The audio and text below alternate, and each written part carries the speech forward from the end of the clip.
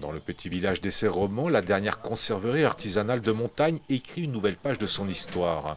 Si le savoir-faire ancestral, richesse de la conserverie, a trop longtemps souffert d'une image discrète et vieillissante, le vent nouveau qui souffle aujourd'hui dans ces ateliers s'appuie sur la tradition pour décliner dès le printemps des recettes plus contemporaines et végétales.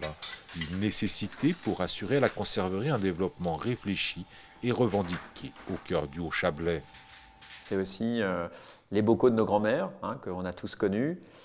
C'est ça qui m'a séduit aussi, c'est revenir sur un format qui peut paraître effectivement vieux, mais qui est d'une modernité totale et d'une simplicité totale. Aujourd'hui, on calcule tout, on essaye de limiter le maximum les risques.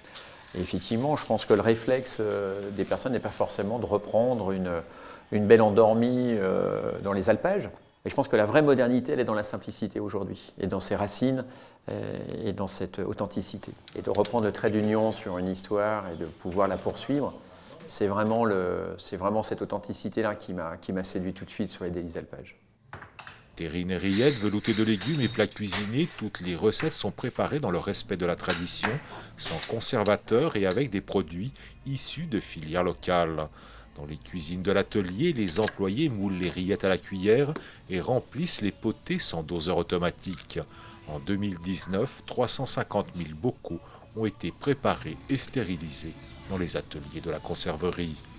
C'est vraiment le patrimoine culinaire de nos anciens, hein, qu'on a protégé, qu'on souhaite justement garder en mémoire, communiquer aussi sur cette mémoire-là, et puis la transmettre pas simplement dans l'assiette, mais la transmettre effectivement auprès du plus grand nombre.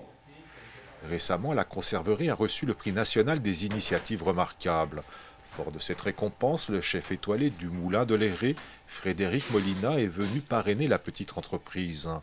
Conscient de ses engagements, Philippe Monet s'est depuis investi d'une autre mission, collecter les recettes traditionnelles oubliées des montagnes des Alpes pour ensuite les partager.